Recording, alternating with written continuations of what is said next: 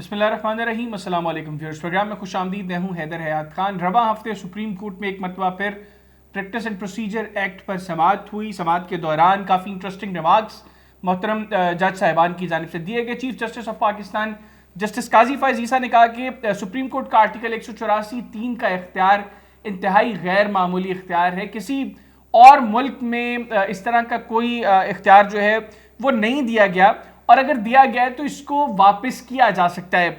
उनका मजीद कहना था कि अगर एक से ज़ायद दिमाग फैसला करें तो वो बेहतर होगा, या अकेले चीफ जस्टिस फैसला करें ये बेहतर होगा। जिस पर जस्टिस एजाजुल एहसन साहब की जानिब से सवाल किया गया कि सवाल ये नहीं है कि इख्तियार देना चाहिए, अपील का हक देना चाहिए या नहीं, बल्कि इसके तरीक़े कार पर सवाल उठता है कि तरीक़ा कार क्या होगा।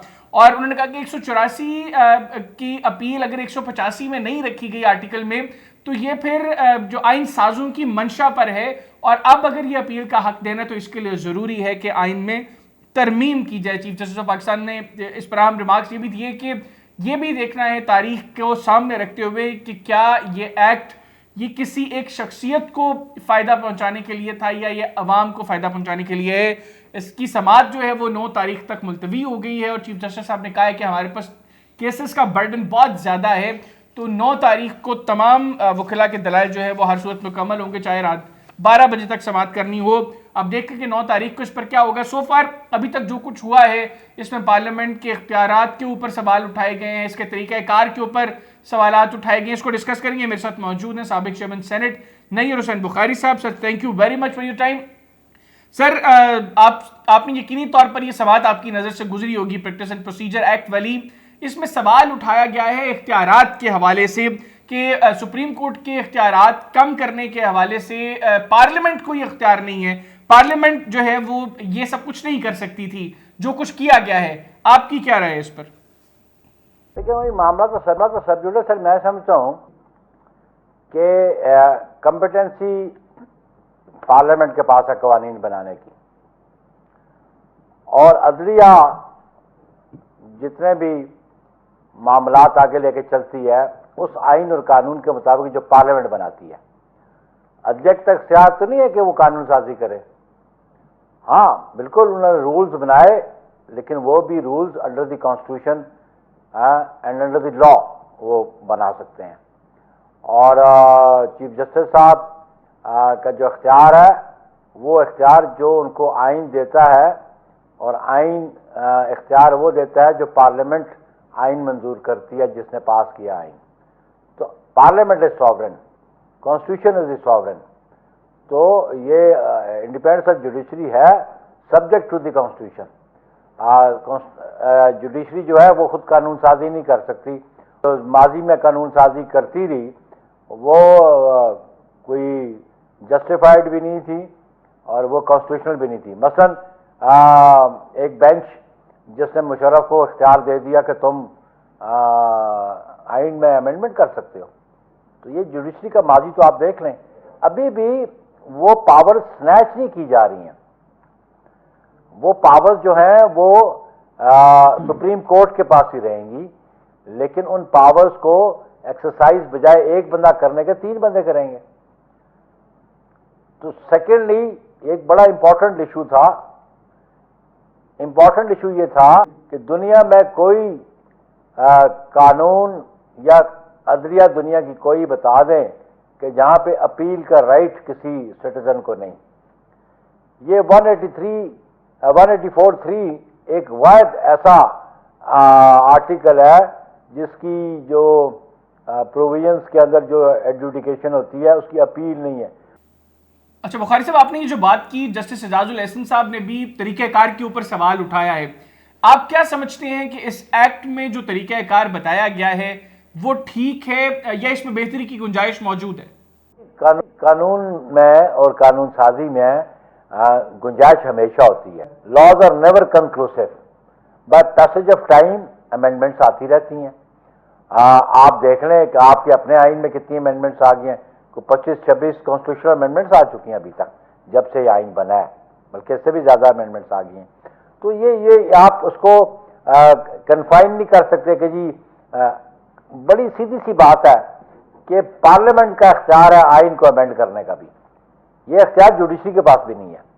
وہ انٹرپریٹ ضرور کر سکتی ہے لا کو, کانسٹیٹیوشن کو انٹرپریٹ کر سکتی ہے, لیکن جو انہوں نے بادشاہی کی آرٹیکل 63A کے بارے میں, وہ قوم کے سامنے ہے. آیا یہ اختیار تھا کہ وہ تو پنشمنٹ ڈبل جبرٹی والی ہوگی. ان کو ڈی سیٹ بھی کر دیا تو ان کا جو رائٹ ایکسرسائز کیا اس کو بھی ایکسیپٹ نہیں کیا. تو اس لیے یہ ود ان پیرامیٹرز, جو کانسٹیٹیوشنل پیرامیٹرز ہیں اسٹیٹ آرگنس کو, اس کے درمیان رہنا چاہیے. اور اپیل جو اس میں اس ایکٹ میں دیا گیا, اگر کوئی سمجھتے ہیں دین ٹو یہ بینچ سجیسٹ کر سکتا ہے ٹو دی پارلیمنٹ کہ جی یہ اس کو آپ ایگزامن کر لیں. کمپٹنس پھر بھی پارلیمنٹ کے پاس ہے, جوڈیشری کے پاس نہیں ہے. اچھا سر, جس وقت یہ قانون سازی ہوئی پاکستان پیپلز پارٹی اس وقت حکومت کا حصہ تھی. آپ ابھی بھی سمجھتے ہیں کہ پریکٹس اینڈ پروسیجر ایکٹ کو نافذ العمل ہونا چاہیے اور اس کے اوپر منوان جو ہے وہ عمل کرنا چاہیے؟ دیکھیں جی, ہم سے ایک بات پہ حق پہ ہیں کہ جس کا کام اسی کو ساجے. قانون سازی پارلیمان کا کام ہے اور یہ اختیار پارلیمان کے پاس ہے اور کوئی اور ادارہ اس سے چھین نہیں سکتا. اچھا سر, یہ بھی کچھ بات کر لیتے ہیں سیاست کی. مولانا فضل الرحمان صاحب کہہ رہے ہیں کہ اگر فروری میں الیکشنز ہوتے ہیں, جنوری کے آخری ہفتے میں الیکشنز ہوتے ہیں تو موسم سرد ہوگا. ان کو موسم میں سردی کی شدت کی وجہ سے شاید انتخابات کے اوپر کچھ ان کے کنسرنز ہیں, اور اب الیکشنز بھی 2 سے 3 ماہ ڈیلے ہونے کی باتیں ہو رہی ہیں. آپ کا کیا خیال ہے؟ پاکستان پیپلز پارٹی اس کو سپورٹ کرے گی اگر کسی بھی ریزن کی وجہ سے الیکشنز 2-3 ماہ ڈیلے ہوتے ہیں؟ دیکھیں, میرے قیادت کا بڑا واضح موقف ہے. چیئرمین بلاول نے کل بھی کیٹیگوریکلی کہا ہم تو الیکشن چاہتے ہیں. ہم آئین کو 12(10) سمجھتے ہیں. جو کانسٹیٹیوشنل پروویژنز ہیں ہم سمجھتے ہیں ان پہ عمل درآمد ہونا چاہیے. لیکن یہ کہتے ہیں برف باری. مجھے آج اسٹل ریکال 1970 کے جو الیکشن ہوئے تھے, جنہیں آپ کہتے ہیں کہ جی پاکستان کی تاریخ میں سب سے زیادہ شفاف الیکشن ہوئے, تو وہ تو 7 دسمبر کو ہوئے تھے. پھر آپ دیکھ رہے ہیں محترمہ کی شہادت ہوگی تو 18 فروری کو الیکشن ہوئے. تو یہ کوئی جواز نہیں ہے. برف باری کا فیسیلیٹیٹ کرنا ووٹرز کو پولنگ اسٹیشن پہ جانا گورنمنٹ کا کام ہے. یہ مولانا صاحب کا کام نہیں ہے. یہ مولانا صاحب کی, یہ کسی پولیٹیکل پارٹی کی ذمہ داری نہیں ہے. یہ اس ادارے کی ذمہ داری ہے جو الیکشن کروانے کا ذمہ دار ہے.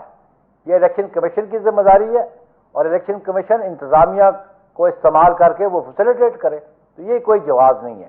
دوسری بات وہ معیشت والی, ہم بڑے عرصے سے 1958 سے آنورڈ دیکھ رہے ہیں پہلے احتساب پھر انتخاب, اور پھر پہلے احتساب پھر انتخاب پہ دیکھیں غیر جمہوری قوتیں وہ 8-8, 10-10 سال, 11-11 سال وہ رہی ہیں. اچھا سر, یہ بتائیے گا, نگران حکومت نے ابھی ایک حاضر سروس جنرل صاحب کو چیئرمین نادرا اپوائنٹ کیا ہے, اور ابھی یہ بھی باتیں ہو رہی ہیں کہ اس طرح کی مزید اپوائنٹمنٹس بھی کی جائیں گی. آپ کے خیال میں یہ درست فیصلہ ہے؟ بالا جی, it will be examined, somebody might challenge it also, لیکن بنیادی بات یہ کہ انڈر certain rules کہ آرم فورسز کے لوگوں کا 5% کوٹا بالکل سول سروسز میں ہوتا ہے. آپ نے کئی دفعہ دیکھا ہوگا کوئی ایس پی, کیپٹن, کوئی اسسٹنٹ کمشنر جو انڈکٹ ہوتے رہے سول سروسز میں, وہ تو ہے.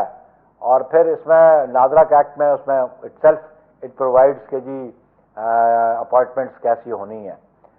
لیکن بنیادی بات یہ ہے کہ یہ کرٹیسزم کس پہ آئے گا؟ آرم فورسز پہ. اور آرم فورسز پہ کرٹیسزم آنا نہیں چاہیے اس وقت اس اسٹیج پہ, کیونکہ آرم فورسز کے ذمہ بہت ذمہ داری ہے. جن کرائسس میں آج پھنسے ہوئے ہیں ٹیررزم کی اور کراس بارڈر انٹروژن جو سٹارٹ ہے, وہ آرم فورسز ہی اس کو روک سکتی ہیں. جو سول سروسز کے لوگ وہ تو نہیں روک سکیں گے. جو پیراملٹری فورسز ہیں ان کو, بلکہ آرم فورسز کو ان کی ذمہ داری اس ملک کا دفاع کی ہے. اور ہم سمجھتے ہیں کہ دفاع کو مؤثر طریقے سے آرم فورسز جو ہے وہ اپنا کردار ادا کر سکتی ہے, اور ہمیں ان کو سپورٹ کرنا چاہیے. پبلک ایٹ لارج کو سپورٹ کرنا چاہیے. یہ دیکھیں 12 ربیع الاول کو کیا ہوا. آپ بذریعہ آرم فورسز روک سکتے ہیں, لیکن اس کے لیے ضروری ہے کہ جو پاکستان کی عوام ہے فوج کے پیچھے کھڑی ہو تاکہ اس ٹیررزم سے ہم نجات حاصل کر سکیں. اس طرح علیحدہ علیحدہ موقف اختیار کرنے سے آپ اس مینت سے بچ نہیں سکیں گے. بالکل ٹھیک, بہت شکریہ سر, آپ نے پروگرام کے لیے خصوصی طور پر وقت نکالا. ناظرین, پاکستان پیپلز پارٹی کے سینئر رہنما اور سابق چیئرمین سینٹ نیر حسین بخاری صاحب ہمارے ساتھ موجود تھے. ان کی گفتگو آپ نے تفصیلاً سنی. ہم نے کوشش کی کہ آج کے پروگرام میں ہم پریکٹس اینڈ پروسیجر ایکٹ کی جو سماعت ہوئی رواں ہفتے, ہم اس کو بھی ڈسکس کریں. اس کے اوپر جو پولیٹیکل اینگل ہے اس کو ہم نے پروگرام میں ایکسپلور کرنے کی کوشش کی.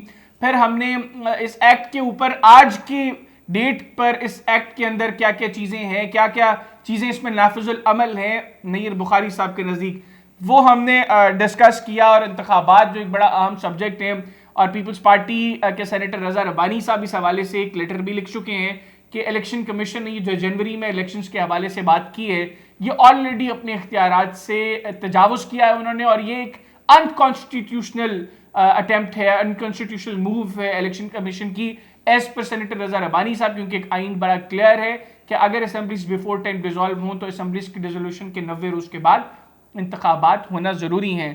اب دیکھتے ہیں کہ نگران حکومت کا یہ جو سیٹ اپ ہے یہ کتنا طول پکڑتا ہے, آیا جنوری کے آخر میں بھی انتخابات ہو پاتے ہیں. یعنی آج کے پروگرام سے مجھے اور میری ٹیم کو اجازت دیجیے. اللہ حافظ. پاکستان زندہ باد.